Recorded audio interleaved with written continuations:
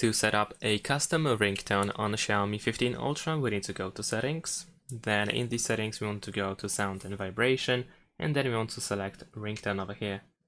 Now, you can try to find a custom ringtone in the store, because we have a variety of different ringtones, and we can tap on the bell over here on the right side in order to use it. However, if you have an audio file on your phone that you wish to use as a ringtone, in that case we can select this option, choose local ringtone, go to audio files, and then you can select the ringtone that you wish to use. You can also tap on it in order to, well, you can only tap on it in order to select it, and then we can press OK at the bottom side of the screen.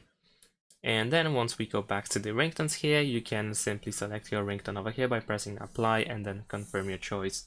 Of course, you can tap on the ringtone in order to check the preview, how it sounds like. And that's it. Thanks for watching, leave a like and subscribe to my channel, and see you in my next videos. Bye!